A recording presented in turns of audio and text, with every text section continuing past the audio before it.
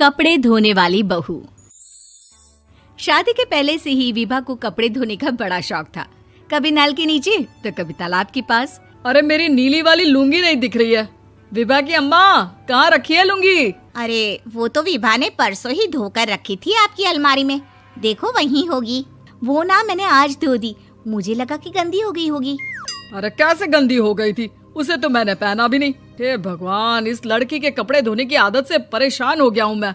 जितना तो घर में राशन नहीं आता, उससे कहीं ज्यादा डिटर्जेंट पाउडर का खर्चा है। इसकी शादी करवा दो, शादी जाए अपने घर में ही करे काम, फिर चाहे घर के कपड़े धोने हो या पूरे गांव के। हाँ ठीक बोल रही हूँ, देखता हूँ मैं कोई लड़का। वो दिन भी आ जाता है जब विभा को देखने लड़के वाले आ जाते हैं। लड़की मुझे अच्छी लगी। होने वाली सास कहती है, बेटी अगर कुछ पूछना है तो पूछ लो। वैसे तो हमारी लड़की बहुत ही शर्मीली है, जो बोल दो वो मान लेती है, इसे क्या पूछना होगा। अरे कैसी बात कर रही हो माँ, मुझे इन लोगों के घर रहना है, सवाल तो कई है। हाँ हाँ बेटा, पूछ लो ना, क्या पूछना है। आप लोगों के घर कपड़े कौन धोता है? सास का मुंह बन जाता है। देखो, अगर तुम ये कहना चाहती हो कि तुम्हें कपड़े धोने नहीं आते तो सुन लो, कपड़े मैं ही धोती हूँ, लेकिन तुम्हारे आ जाने के बाद मैं रुमाल तक नहीं धोऊंगी। अरे चुप रहना भाग्यवान, बहू बेचारी घर आई नहीं, उसे डराना शुरू कर दिया। वो क्या है ना बिटिया, अभी तक तो ये कल्लू की माँ ही धोती थी, लेकिन अब तुम्हारे पापा तो दहेज में वॉशिंग मशीन देंगे ही। तभी विभा की माँ बोल पड़ती है, सवाल भी पूछा तो क्या। वैसे भाई साहब, मशीन की तो फिर भी कपड़े धोने की कैपेसिटी होती है। मतलब जो बिटिया दे रहे हैं ना विभा, इसे कपड़े धोने का बहुत शौक है। ये आप लोगों के क्या, आस पड़ोस गांव मोहल्ले सबके कपड़े धो दे और उफ तक ना करे। बाहर देखा नहीं आपने कितने कपड़े सूख रहे हैं? सब हमारी बिटिया ने ही तो धोए हैं। बस भी करो ना माँ, शर्म आ रही इतनी तारीफ सुनकर। और तो और एक दाग निकाल कर दिखाओ तो मान जाऊं। हाँ अच्छा, माफ करना बेटा, मैंने गलत समझा।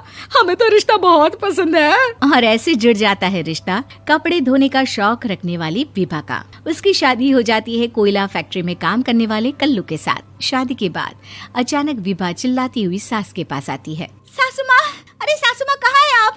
ये तो धोखा है, धोखा दिया आप लोगों ने मुझे। इसे ससुर के चक्कर के बारे में पता चल गया। अरे तो उसमें तुझे क्यों धोखा मिला है? अरे नल में पानी नहीं आता, कपड़े कैसे कब धुलेंगे? अच्छा, तू पानी नहीं आ रहा उसकी बात कर रही है। तो आपने क्या सोचा? कुछ नहीं। अच्छा, तेरी माँ ने कहा था कि कपड़े धोने का शौक है तुझे, याद आया मुझे। शौक बोलकर कपड़े धोने वाले मेरे जुनून को कम ना आके सासू माँ, कपड़ा धोना मेरा गुरूर है।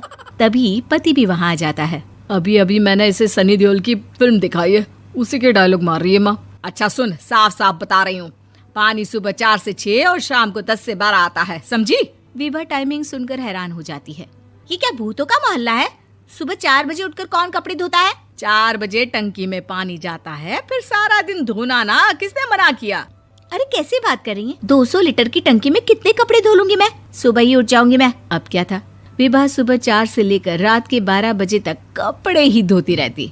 एक रोज सास पड़ोस से निकलकर कहीं जा रही होती है कि साथ वाली कहती है, हाँ कल्लू की माँ, जरा ये बताओ कि 2 साड़ी है, 2 ब्लाउज और एक पेटीकोट और एक नाड़े वाला लंबा कच्छा।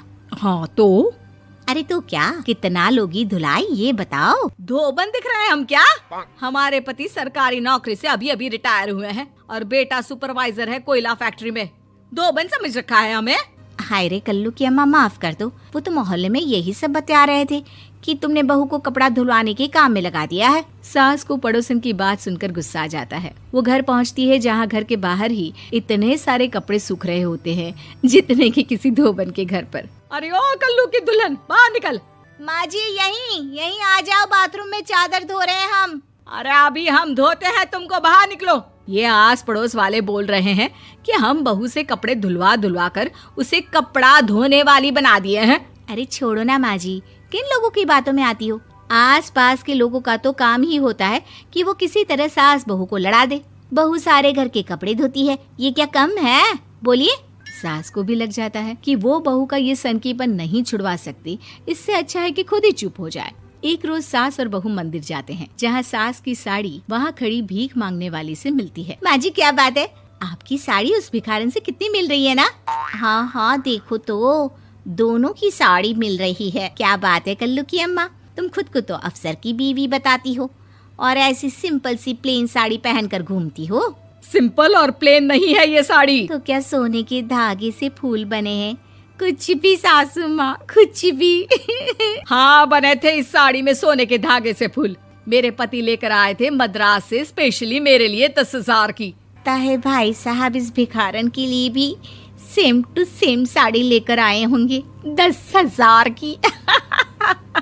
सास उस वक्त कुछ नहीं कहती, लेकिन बहू के साथ घर आती है और अलमारी से एल्बम निकाल कर लाती है। ये साड़ी देख रही है, ये वही साड़ी है जिसे मैंने अभी पहना था। इस साड़ी में ये जो चमकदार फूल दिख रहे हैं ना, ये सोने के धागों से काढ़े गए हैं। लेकिन तू लोकल वॉशिंग मशीन ब्रश से घिस घिस कर सारे फूलों को निकाल कर साड़ी प्लेन कर दी। मुझे माफ कर दीजिए सासू माँ। और तो और, जब मैंने तुझे तेरी गलती के लिए कुछ नहीं कहा, लेकिन तूने तो सबके सामने मेरा मजाक ही बना दिया। क्यों? बहू को समझ में आ जाता है कि अब से उसका कपड़े धोना बंद।